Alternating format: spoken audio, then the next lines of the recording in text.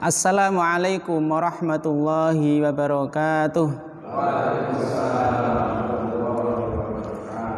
Alhamdulillahi rabbil alamin, wassalatu wassalamu ala sayyidina wa nabiyyina Muhammadin wa ala alihi wa ashabihi ajma'in, amma ba'du. Ma'asyiral muslimin rahimakumullah. Alhamdulillah pada malam hari ini kita bisa bermuajah kembali dalam kajian rutin kita.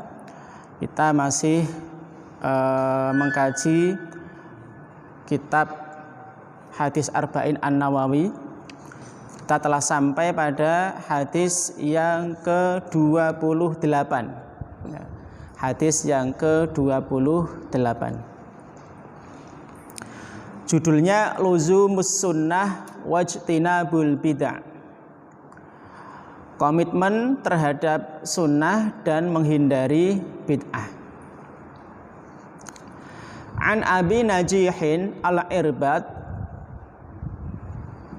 Ibni Sariyah radhiyallahu anhu qala, dari Abu Najih Al-Irbad bin Sariyah radhiyallahu anhu, semoga Allah meridhoinya, qala, dia berkata, wa'adzana Rasulullah sallallahu alaihi wasallam mau'idatan wajilat minhal qulubu wa darafat minhal uyunu.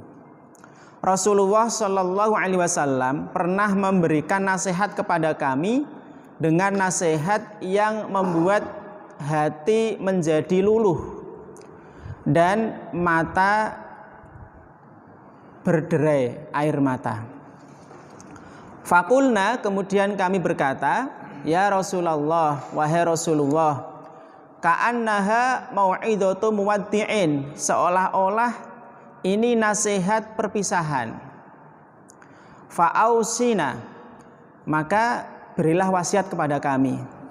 Qala, Rasulullah bersabda, usikum bitaqwallahi azza wajal, aku berwasiat, aku berpesan kepada kalian untuk bertakwa kepada Allah Subhanahu wa taala. Wasam'i wat ta'ati, ya, patuh dan taat. Wa in ta'ammara 'alaikum 'abdun, meskipun kalian dipimpin oleh seorang budak. Fa innahu may ya'ish minkum fasayara ikhtilafan katsira, maka barang siapa yang hidup setelahku di antara kalian, maka dia akan melihat perselisihan yang banyak. Fa'alaikum bisunnati wa sunnatil khulafa'ir rasyidin al-mahdiyyin, maka dari itu hendaklah kalian itu berpegang teguh pada sunnahku dan sunnah para khulafa'ir rasyidin yang mendapatkan petunjuk. Addu 'alaiha bin nawajid, gigitlah, ya, gigitlah dengan gigi geraham kalian. Gigitlah sunnahku dan sunnah khulafa'ur rasyidin dengan gigi geraham. Wa iyyakum wa muhdatsatil umur, dan hindarilah oleh kalian hal-hal yang baru dalam masalah agama. Fa inna kulla bid'atin, karena sesungguhnya setiap hal yang baru dalam masalah agama, dhalalatun, adalah sesat. Rawahu Abu Dawud wa Tirmidzi. Hadis ini diriwayatkan oleh Abu Dawud dan Tirmidzi. Wa qala, dan Tirmidzi berkata, haditsun hasanun sahih, ini hadis hasan yang sahih. Ma'asyiral muslimin rahimakumullah. Hadis yang ke-28 ini diberi judul oleh Al-Imam An-Nawawi dengan komitmen terhadap as-sunnah dan menghindari yang bid'ah. Ada beberapa kandungan yang ada dalam hadis ini. Yang pertama adalah dalam hadis ini terdapat sebuah nasihat yang menyentuh hati. Sebuah nasihat yang disampaikan oleh baginda agung Rasulullah sallallahu alaihi wasallam kepada para sahabat, yang mana nasihat ini membuat para sahabat itu hatinya luluh. Ya, hatinya luluh, terbawa suasana. Kemudian membuat mereka menangis, ya, matanya berderai air mata, menangis. Nah, ini sebuah nasihat yang menyentuh. Nah, di sini disebutkan ya, bahwa untuk mendapatkan sebuah nasihat ya yang bisa mempengaruhi hati, bisa menyentuh ke dalam hati, maka hendaklah memenuhi beberapa syarat. Yang pertama adalah memilih tema yang tepat. Jadi kalau kita ingin nasihat kita itu menjadi nasihat yang menyentuh hati, nasihat yang berpengaruh kepada orang yang mendengar, maka yang pertama ya syaratnya adalah memilih tema yang tepat. Ya. Terlebih lagi tema-tema yang dibutuhkan oleh jamaah kita, oleh orang-orang yang mendengarkan nasihat kita. Ya. Ini yang pertama. Ya, jadi memilih tema yang tepat ya. Kalau sekarang tema yang kekinian, ya, tema yang kekinian sesuai dengan zaman sekarang. Ya, ini akan menarik perhatian orang yang mendengarkan. Kemudian yang kedua adalah dengan bahasa yang baik.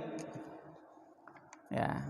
Jadi selain memilih tema yang baik, ya, tema yang tepat, maka hendaklah itu disampaikan dengan bahasa yang baik.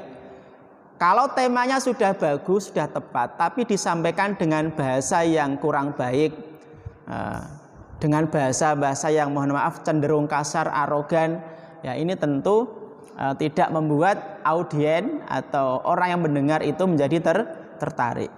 Ya, maka harus pandai-pandai memilih diksi atau bahasa yang baik.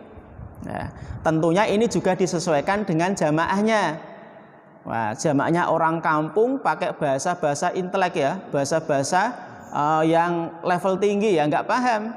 Ya, nggak paham kalau ceramah di depan orang-orang kampung, orang-orang desa, lebih bagusnya pakai bahasa Jawa yang halus. Ya, itu lebih mengena. Ya, lebih mengena. Ya. Jadi yang kedua dengan bahasa yang baik. Kemudian yang ketiga, ya, tidak terlalu panjang. Ya, tidak terlalu panjang. Orang itu, tabiat manusia itu kalau diceramahi, ya, misalnya 2 jam tanpa henti itu sudah kekenyangan ya, sudah kekenyangan ya. Telinganya itu sudah nggak mau menerima rasanya ya. Jadi nasihatnya kalau bisa tidak terlalu panjang. Maka pengajian-pengajian ya, taklim itu biasanya mentok 1 jam. Atau kalau ada lebihnya ya sedikit. Ya, itu sudah sama tanya jawab. Ya, karena memang kalau nasihat itu panjang itu malah tidak masuk ke dalam hati. Ya, yang ada mungkin jamaahnya malah ngantuk. Ya, jamaahnya ngantuk. Ya, jadi tidak terlalu panjang. Kemudian yang keempat, memilih waktu yang tepat. Ya, momennya itu memilih momen yang tepat. Tidak setiap hari pengajian terus ya.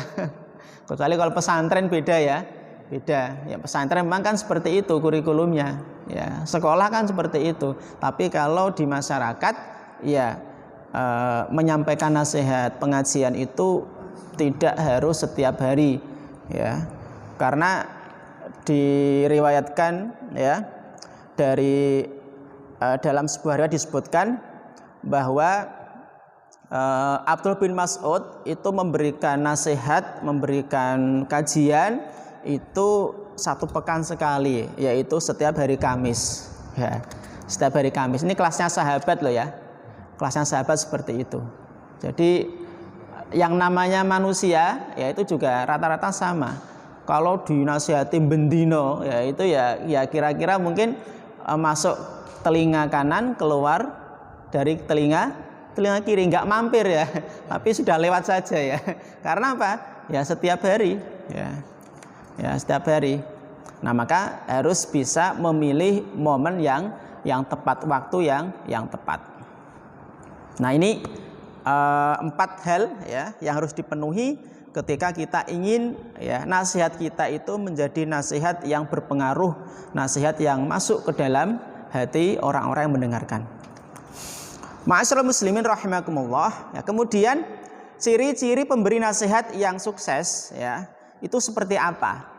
Ya, ciri-ciri seorang penceramah ya atau seorang pemberi nasihat yang bagus, yang sukses itu adalah yang pertama, hendaknya dia itu yakin dengan apa yang dia katakan. Ya. Jadi yakin dengan apa yang disampaikan ya. Nah, kalau yang menyampaikan nasihat saja sudah ragu terhadap apa yang disampaikan, ya ini bagaimana mungkin bisa masuk ke dalam hati orang yang mendengarkan ya. Jadi mantap gitu didengarkan ya, tidak ragu-ragu ya, harus yakin dengan apa yang disampaikan.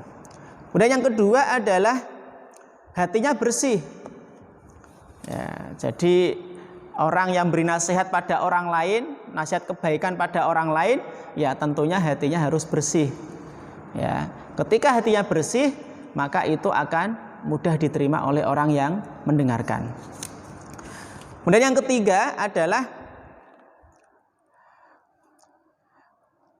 apa yang disampaikan itu selaras dengan perbuatannya. Ya, apa yang dia sampaikan itu cocok atau sesuai atau selaras dengan perbuatannya. Nah, bukan jarkoni ya, iso ngajari ra iso nglakoni ya. Ini repot. Ya, jadi apa yang kita sampaikan kepada orang lain yaitu paling tidak kita juga melakukan. Rasulullah itu kalau menyampaikan nasihat kepada para sahabat itu beliau pasti sudah melakukannya.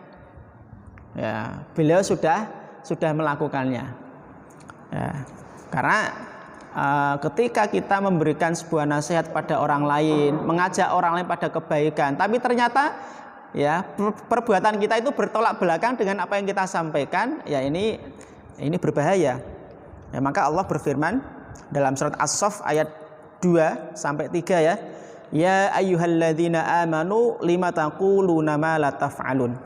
Wahai orang-orang yang beriman ya, mengapa ya lima taqulun ya, kenapa kalian mengucapkan ma la taf'alun, apa-apa yang tidak kalian kerjakan. Kabura maqtan 'indallahi an taqulu ma la taf'alun ya, sangat besar kebencian di sisi Allah Subhanahu wa taala ya, ketika kalian itu mengucapkan atau menyampaikan apa yang tidak kalian kerjakan. Nah, ini ancaman dari Allah Subhanahu wa taala. Nah, ini ciri-ciri seorang pemberi nasihat yang sukses, yaitu yakin dengan apa yang diucapkan, kemudian hatinya bersih, yang ketiga adalah apa yang dia sampaikan itu sesuai dengan perbuatannya. Nah, kemudian di antara kandungan yang ada dalam hadis tadi ya, dalam hadis tadi menunjukkan keutamaan para sahabat dan kebaikan hati mereka. Ya, kita lihat tadi ya, kita baca ya bahwa para sahabat itu merasa takut ya melihat apa yang disampaikan oleh Rasulullah Shallallahu Alaihi Wasallam itu seolah-olah seperti nasihat orang yang mau pamitan ya, nasihat orang yang mau pamitan, sampai mereka itu menangis. Nah, ini menunjukkan bahwa para sahabat ini adalah orang-orang yang memiliki keutamaan dan derajat yang tinggi di sisi Allah Subhanahu wa taala. Maka Allah Subhanahu wa taala dan juga Rasulullah sallallahu alaihi wasallam itu memuji mereka, memuji para sahabat Rasulullah sallallahu alaihi wasallam. Nah, kemudian dalam hadis tadi juga ada wasiat agar bertakwa, pesan bertakwa. Ya, maka ini menunjukkan bahwa takwa itu penting bagi kehidupan kita. Ya, setiap Jumat, khotib Jumat itu pasti mengingatkan jamaah agar senantiasa bertakwa, ya, melakukan perintah-perintah Allah dan menjauhi larangannya. Ya, karena dengan takwa inilah maka kita akan mendapatkan kebahagiaan hidup di dunia dan akhirat. Ya, Allah berfirman, walaqad wassaynal ladzina utul kitaba min qablikum wa iyyakum anittaqullah. Sungguh ya, kami telah wasiatkan kepada orang-orang yang telah diberikan kitab sebelum kalian dan juga kepada kalian agar bertakwa kepada Allah. Nah, ya, kemudian kandungan hadis yang kelima adalah adab pesan untuk patuh dan taat. Ya. Ada pesan dari Rasulullah kepada para sahabat dan juga kepada kita semuanya agar patuh dan taat kepada pemimpin. Ya, ini sebagaimana firman Allah dalam surat An-Nisa ayat 59, Ati'ullaha wa ati'ur rasula wa ulil amri minkum. Taatlah kalian kepada Allah, taatlah kalian kepada Rasulullah dan para pemimpin kalian. Nah, dan dalam hadis tadi disebutkan oleh Rasulullah, wa in ta'ammaru 'alaikum 'abdun, dan meskipun kalian dipimpin oleh seorang budak. Nah, para ulama memahami ini dengan dua pemahaman. Ya, terkait dengan sabda ini. Yang pertama adalah bahwa sabda ini disampaikan Rasul itu sebagai pemberitahuan, ya, sebagai pemberitahuan menginformasikan, ya, kepada para sahabat, ya, tentang sesuatu yang belum terjadi, bahwa nanti itu kondisi umat Islam itu dalam kondisi yang kacau, sampai-sampai kekuasaan itu diserahkan kepada orang yang tidak layak untuk mendapatkan kekuasaan tersebut. Nah, ini, ya, salah satu pemahaman dari para ulama, bahwa hadis ini adalah merupakan informasi, ya, informasi terhadap sesuatu yang belum terjadi, bahwa nanti itu kondisi umat Islam itu dalam kondisi yang kacau, ya, sehingga kekuasaan atau kepemimpinan itu diserahkan kepada orang yang tidak layak untuk menerima. Jadi orang yang tidak punya kapasitas, tidak punya kemampuan untuk memimpin dijadikan sebagai pemimpin. Nah, maka dalam kondisi seperti itu, ya, kita harus sabar, ya, sabar dan juga berusaha memberikan nasihat dengan cara-cara yang baik, ya, ketika dipimpin oleh orang seperti itu. Kemudian pemahaman yang kedua dari para ulama terkait dengan sabda Rasulullah, ya, wa in ta'ammaru 'alaikum 'abdun, meskipun kalian dipimpin oleh seorang budak, ini adalah sebuah permisalan, ya, sebuah permisalan yang tidak terjadi, ya, yang tidak terjadi. Ya, sebuah permisalan. Karena apa? Karena seorang budak, ya, disebutkan di sini itu tidak diperbolehkan untuk dijadikan sebagai seorang pemimpin. Maka ini adalah sebuah permisalan saja. Seperti ketika ketika Rasulullah bersabda, barang siapa yang membangun masjid meskipun hanya sebesar sarang burung, maka Allah akan membangunkan untuknya sebuah rumah di surga. Kan tidak mungkin ada orang kok membangun masjid kok sebesar sarang burung, itu tidak ada. Ini hanya sebuah analogi, sebuah permisalan bahwa barang siapa yang membangun masjid, memberikan bantuan kepada pembangunan masjid meskipun dengan nominal yang sedikit, ya, dalam hadis yang lain disebutkan meskipun hanya 1 bata saja yang disumbangkan, ya, ke masjid tersebut, maka Allah akan membangunkan untuknya sebuah rumah di surga. Jadi ini sebuah permisalan saja, ya, sebuah permisalan yang disampaikan oleh Rasulullah SAW, dan beliau sering, ya, menyampaikan sebuah pernyataan atau dalam sabda beliau permisalan-permisalan yang serupa dengan hal ini. Nah, kemudian yang keenam di antara kandungan yang ada dalam hadis ini adalah adanya perintah untuk komitmen terhadap sunnah, ya, sunnah Rasulullah dan juga sunnah Khulafa ar-Rasyidin. Ya, sunnah itu adalah jalan yang dilalui. Ya, maksudnya di sini adalah sunnah Rasulullah, perbuatan-perbuatan Rasulullah, ya, ataupun ucapan-ucapan Rasulullah dan juga para sahabat. Nah, di sini Rasulullah menyandingkan sunnah Khulafaur Rasyidin dengan sunnah beliau, karena Rasulullah itu tahu persis bahwa perilaku atau perbuatan para Khulafaur Rasyidin itu hakikatnya diambil dari Al-Quran dan As-Sunnah, yang mana itu bisa dipertanggungjawabkan dan insya Allah aman dari kesalahan, ya, aman dari kesalahan. Nah, ini, ya, jadi berpegang teguh kepada sunnah Rasulullah dan juga sunnah Khulafa ar-rasyidin. Kemudian yang ketujuh, ya, ma'asyiral muslimin rahimakumullah, di antara kandungan yang ada dalam hadis ini adalah perintah untuk menghindari bid'ah. Ya, perintah untuk menghindari bid'ah. Nah, bid'ah itu sendiri, ya, ada dua makna atau dua pengertian. Ada yang namanya bid'ah secara syar'i, ada yang namanya bid'ah secara lughawi atau bahasa. Nah, bid'ah secara syar'i, ya, bid'ah secara syar'i itu adalah apa saja, ya, perkara-perkara yang baru yang menyelisihi syarak.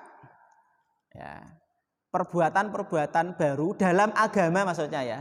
Apa saja yang baru dalam agama yang menyelisihi syarak dan juga berbagai dalilnya. Nah, ini adalah bid'ah secara syar'i, dan inilah yang dimaksud dengan hadis kullu bid'atin dhalalah. Ya, semua bid'ah adalah sesat. Ya, contohnya apa? Ya, contohnya misalnya ada orang melakukan ada orang yang melakukan ibadah kurban misalnya, ibadah kurban, tapi tidak dengan kambing atau tidak dengan sapi atau tidak dengan unta, ya.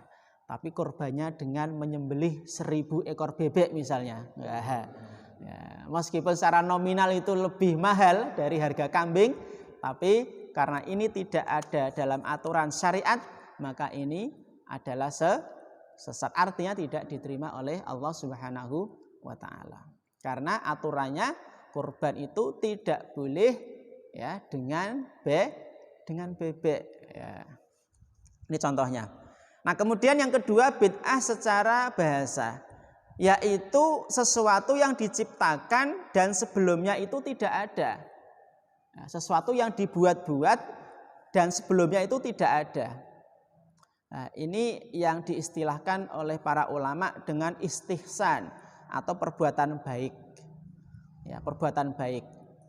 Nah, ini juga sebagaimana yang dilakukan oleh para sahabat, diantaranya Sayyidina Umar bin Khattab, ya, ketika melihat, ya, melihat ada mengumpulkan orang-orang, ya, kemudian sholat tarawih secara berjamaah, Umar ini mengatakan ni'matil bid'atu hadhihi, ya, senikmat-nikmat bid'ah itu adalah ini, maksudnya bid'ah secara lughawi.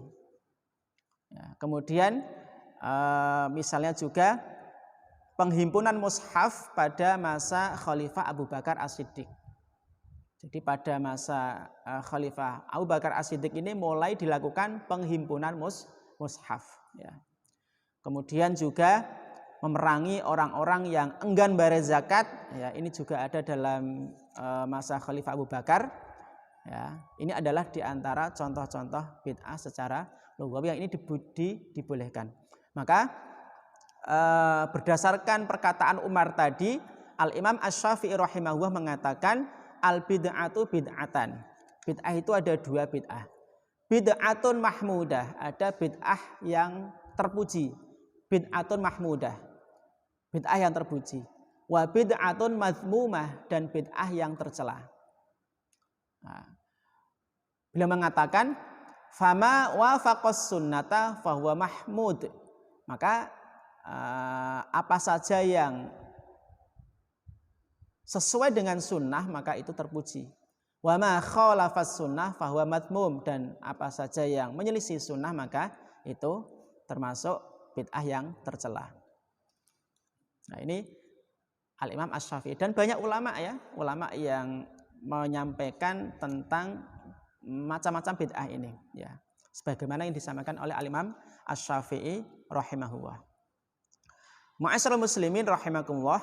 Nah, ini beberapa kandungan yang ada dalam hadis yang ke-28 yang berjudul komitmen terhadap as-sunnah dan menghindari bid'ah. Semoga Allah Subhanahu wa taala memberikan kemudahan kepada kita semuanya untuk senantiasa menjalankan sunnah-sunnah Rasulullah dan menjauhi hal-hal yang tidak sesuai dengan syariat Islam. Aqulu qouli hadza wa astaghfiru li wa lakum. Wassalamualaikum warahmatullahi wabarakatuh.